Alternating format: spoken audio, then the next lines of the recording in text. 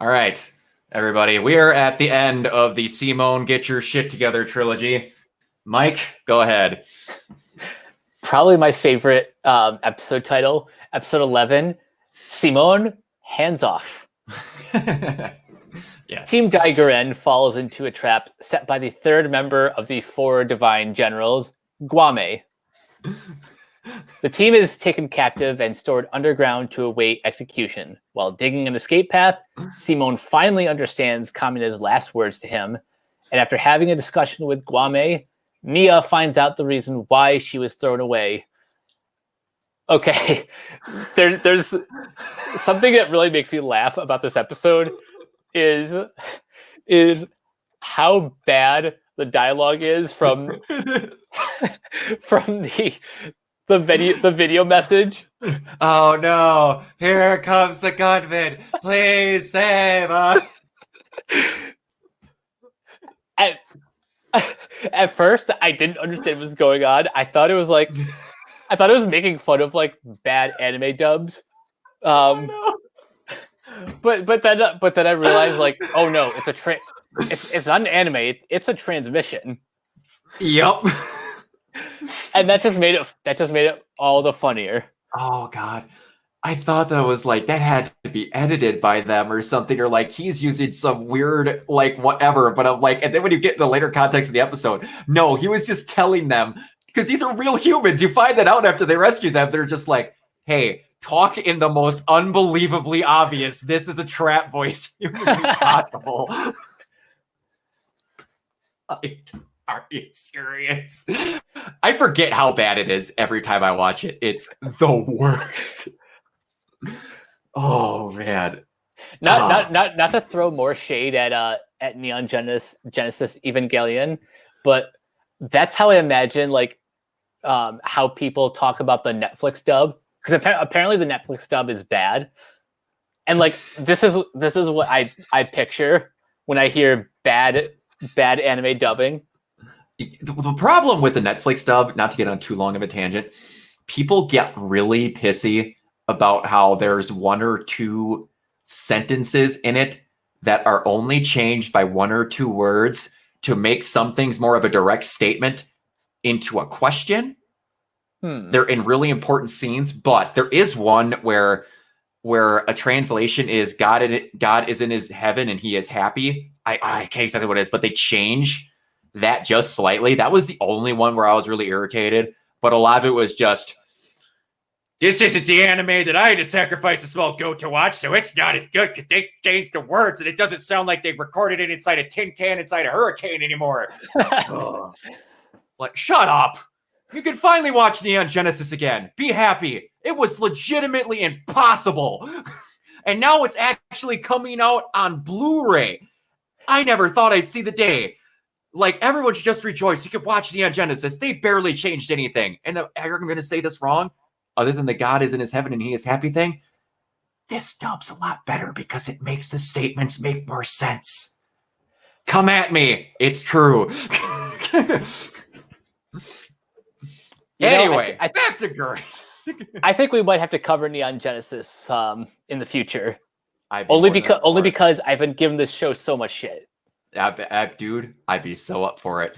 I have not watched it since I watched it back in the day when I had to search for it. So this would be fresh takes for both of us. Yep. And the end of that show, I have no idea how you're going to take it at all because it's freaking weird. But well, as you can tell by this show, I like weird. Yeah, it's oh boy. It's something. It has a lot to do with moms. I'll just put it that way. A lot to do with moms. No breast milk, but a lot to do with moms. Anyway, off our Neon Genesis tangent. Go ahead. So as Brock kind of mentioned in the last episode, this is the one where we open with all of Simone's stuff is in the trash heap because everyone's like, well, if you're not going to help, you're useless. Yep. Which I don't like because, again, I do not like Simone being at his lowest. But that's when Nia knocks on the door and asks, "Do you want to build a snowman?" Yes, she does. It's so much that. You're so right. Oh, do you want to go shoot gun, man? Oh god, keep going. Go ahead. No, but this is a really sweet moment because before Simone and Kamina dug their way out of their village, Simone has never really had any other friends, and any girl who would talk to him would only say how creepy he is because he works hard and likes to dig. Never really understood that, but I'm glad he has another person in his life who, sees him for what he is. Exactly. That is so sweet. Before we get away with it, it is such a sad moment that translates into the sweetest thing ever. Like, he's literally carving Kamina out of rocks. He misses him that much. I was like, you wanted to drive that home, how much he misses him? He's literally making like as many versions of him as he can. This is the sad version of the altar of Arnold from Hey Arnold that Helga puts together. Mm-hmm. But and then literally Nia just sits down. She's like, I can see why you like him so much and all this other stuff. And she just asks to sit there and watch him because it would make him feel better. She's just gonna watch him dig. I'm just like, man, Nia, I never not be you. You're just the best. She's just so pure. Yep. Oh man, but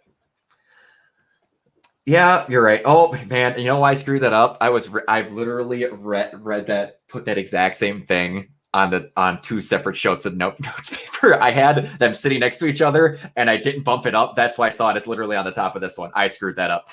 But anyway, an interesting thing before we get away from it and you go full hog is we have to remember in the first part of this episode that Guam, or exactly a couple people pronounce different ways, mentions about Lagann, and Genome just goes, so you claim to know something about that thing of which you do not know a thing about, which kind of, in a way, makes it seem like he knows what Lagann is. I mean, that makes sense, right? Because remember, the humans stole a gunman. Yep. So he has to know something. Yes, exactly. And it's just like telling him, he's like, you don't know shit about that thing. Just like, how cool is Lagann again? Wait a minute. Exactly. But go ahead. What else? This whole plan of Guame is, it's basically designed to put everyone in the same position that Kamina and Simone were in the pilot. Yep. And that's why I told Brock off camera that I think this episode is perfect. He did. He's like, we're not going to have a mic changes. We're not. I'm just like, okay. Go ahead. Everything about this episode is like pretty much the ultimate payoff to, well, again, the pilot, because how do you think Simone got out of the Jihad village? He had to dig his way out. Damn, and if you recall what I alluded to last time, Kamina's final words, don't be the Simone that Kamina believes in, or the Kamina that Simone believes in. Be the Simone that you believe in.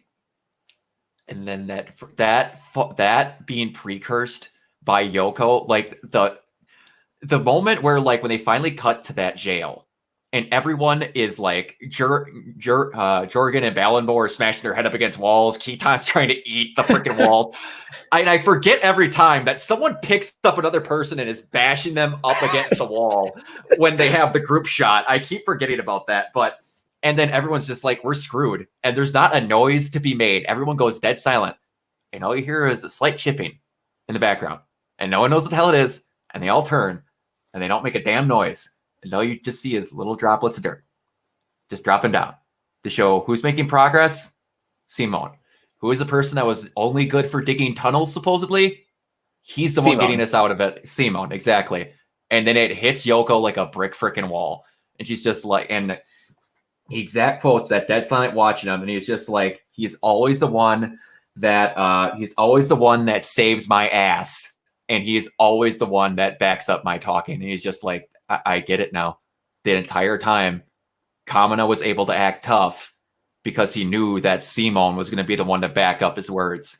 And I'm just like, our boy finally gets the respect. And then everyone's just like, Kamina told us he was going to do this shit, and we didn't believe him, and we weren't there, and he's about to shut us all the hell up. And like you said, that moment where he leads up and he's like, that I believe in, and then the drill starts glowing again, and Lagann smashes through the wall going, glad to see you got your shit together. Let's go. It's one of the most satisfying moments of the series so far. It's one of in the entire series. I will tell you that point blank. It's in my top 5 moments because that is where it's just like, you figured your shit out. It's that moment for anyone. Like, this is the definition of like coming out of a depressive state. It's that moment where you finally saw sunlight and you get to see that there's stuff you can do. You just need to get your way out. And I've said this, I know I've said it before, but I didn't get it. This show uses a drill as a metaphor for so many things. And I thought at the beginning, I'm like, a drill's going to be pretty limited on stuff that you can use it as a metaphor. No, it's not. My lord, they use it in every bit, and it is just this raw surface of when they start. But then it's just like, there wasn't a hole here. Was there a hole here before? It's just from the dirt pile right where Lagann went straight down to them. I was just like, okay, shit's about to go down. And go ahead. So what do you think of Guame as a villain? Do you think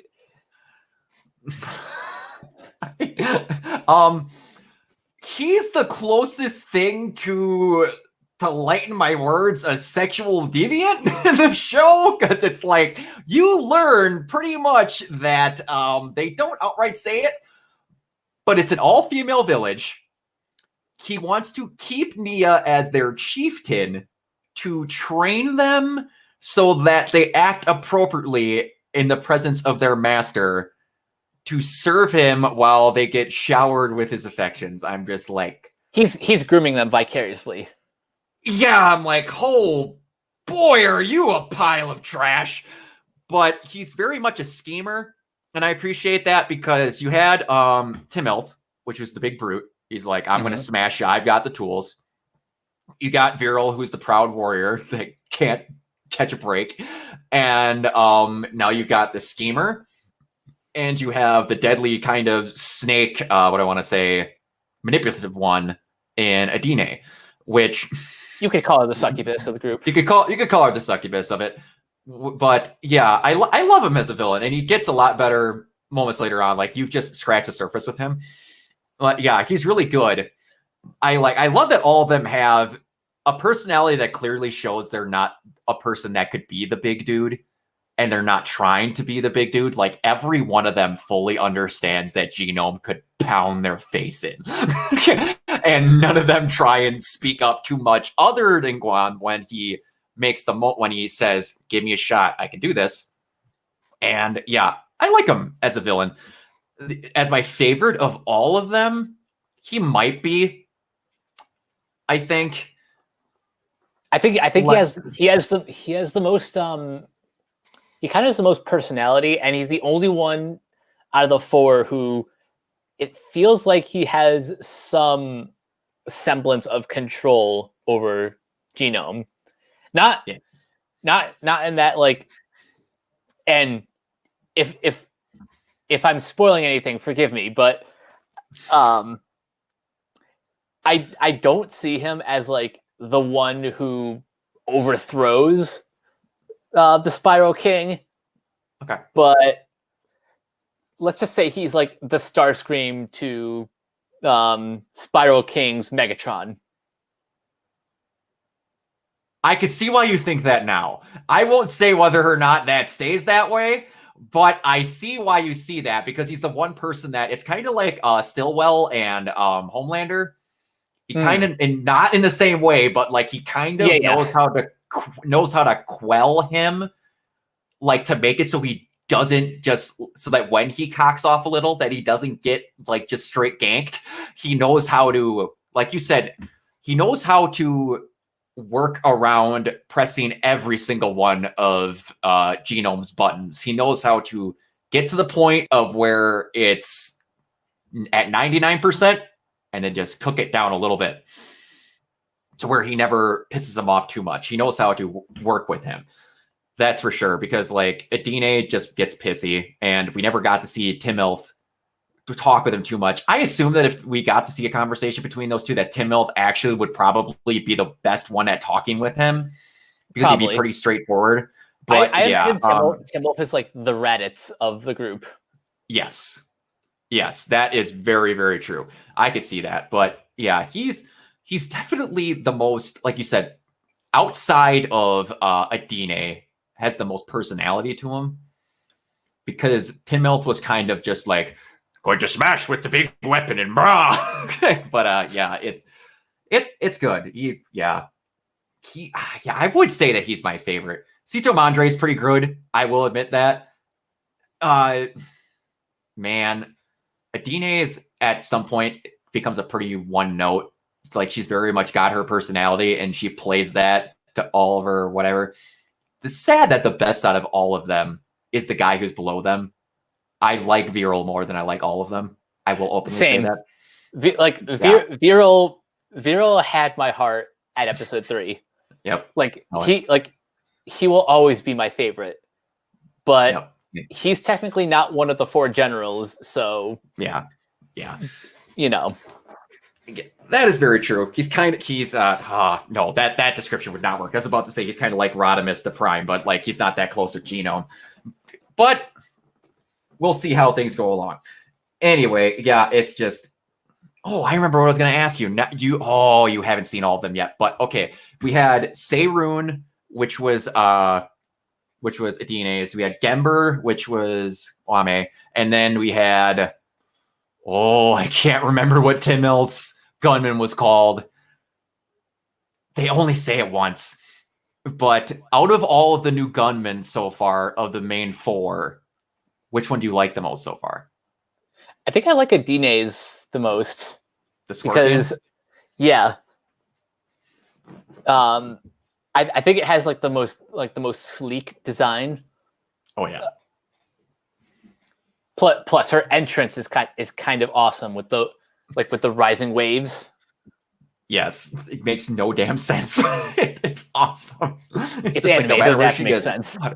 Exactly, like you said, she got kicked by randomly. We can't exactly see where we're firing. And that's one thing we got to mention. The ending of that last episode is great with that fight between all of them, and she gets punted by Gurren, and Leron's literally just like twirling wires to try and see below her. Oh, it's great.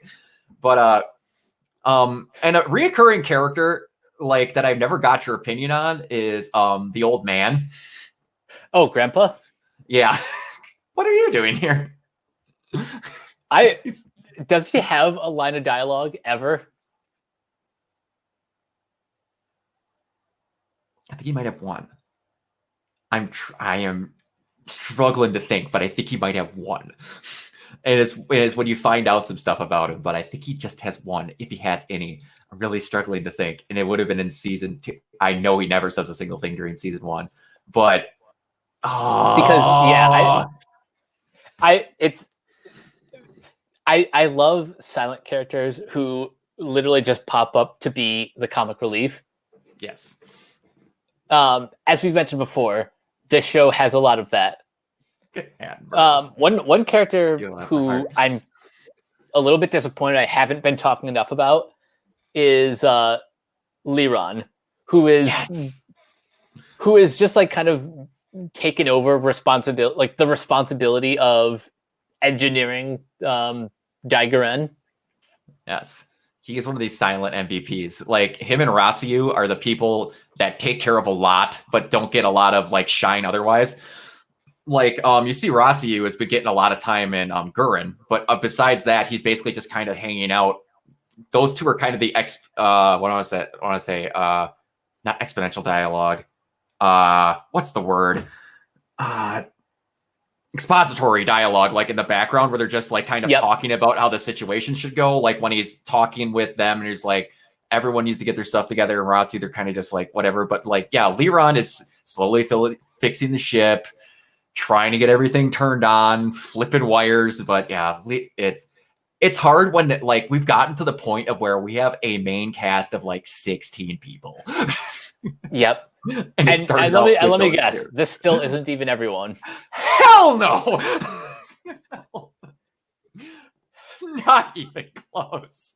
Like you still for the majority of this season, it is, but a couple more come into play the next one, and it'll shock you.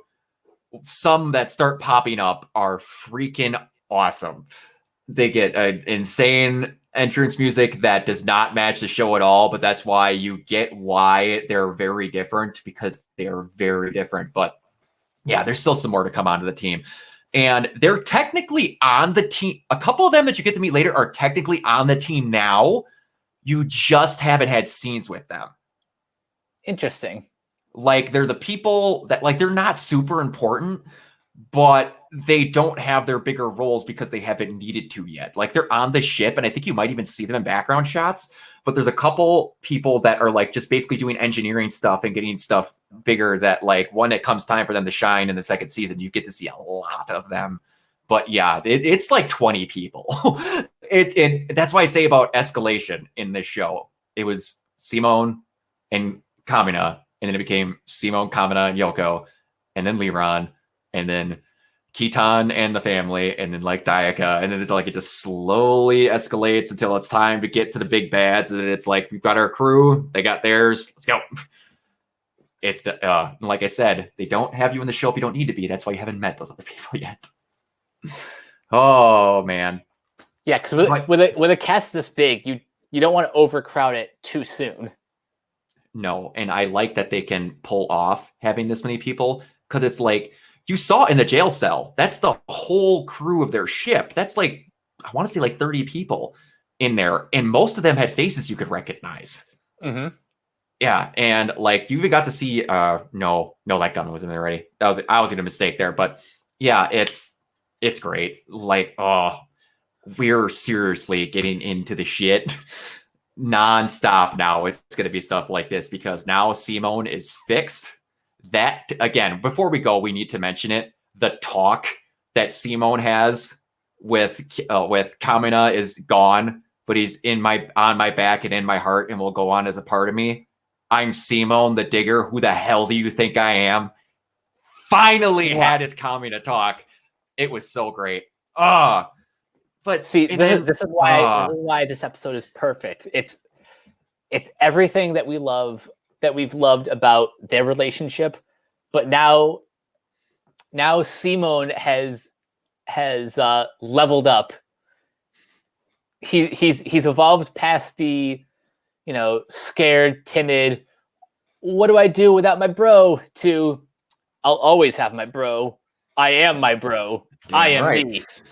Damn right. Oh, it's so good. And then you get to have the moment where Kitan was a little bit before he gets fully redeemed, where he comes up, he's like, damn right, fearless leader, and he smacks him on the back. What? He's like, Kamina picked you for a reason. And he's like, I know that now. I was a moron. You got the freaking line from Yoko. That speech sucked, though. Yep. Kitan got a Kitan. Oh, it's great. Though now that everybody's finally happy and like they're getting their stuff together is so great. And like you had the most Nia moment at the end of that ever, where she's like, can we please bury them and let them have a good moment? It was basically them getting over all this stuff, and they had a happy moment and they closed it out. It was just, oh man. I love this show so damn much. I can't say it enough. I love this show so damn much, and everyone in it. I get it now. Like, the Simone get your shit together arc is in my opinion the point of no return. For those who are either watching it with us or have seen the show already, or you're watching these and you haven't seen it yet, when you get to this part of the story, you're either all in or the show has just not been your cup of tea. Yep.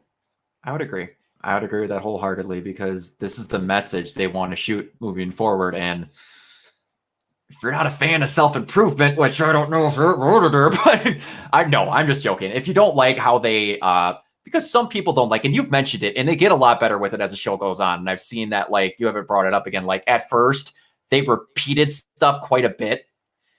Now they save it for moments for when it actually just, like, needs to be brought up. And it's like they repeated that story that Kamina told about them being stuck trying to dig out their first time. They repeated that same story 3 times, but it actually had a purpose. It's just they get a lot better of, like, I want to say, payoff, and then figuring out when something needs to get brought up again. And actually, this, in my opinion, go ahead. I don't actually remember the first time they brought up that story, because I know Simone had his own version they told Nia in the previous episode, and then this episode we get Kamina's version. But was the first time in Later Buddy before, or was it like the episode before? It was in, you remember when I believe this is correct, and I could be so wrong because there's a lot of, I believe it was in when that first time that, like, Let Me Pilot, where I want to say it's in episode 4, where Yoko goes up to Kamina when he's just watching the sunlight or watching the moonlight, and then he comes up, he's like, "Let me pilot Gurren with you tomorrow." Simone's scared. He doesn't know what he's doing. And then I believe that's now I remember. Yeah, he talks about why he needs Simone. He's like, that kid believes in me, and as long as he does that, I believe in him. We got each other's backs. That was the first time. I believe I've got that correct. But yeah, that might be my favorite version of paying off a just offhanded conversation. There was no reason for them to bring that back up again. And they get 3 versions of that story. You get Kamina's twice, essentially, through Yoko's words the second time. So it's essentially Yoko's version of what Kamina told her. And then you get Simone's. And I was it's done so well. That could have just fell apart. They could have just repeated the exact same words, and they didn't. Oh, man. Yeah, the way this show pays off moments like that is just so good. And I cannot wait. The best payoff moment, and if I'm remembering correctly, they don't even mention that it's a payoff. Like, they don't call back to it, but it's in, like, it has to be like episode 20. It has to be.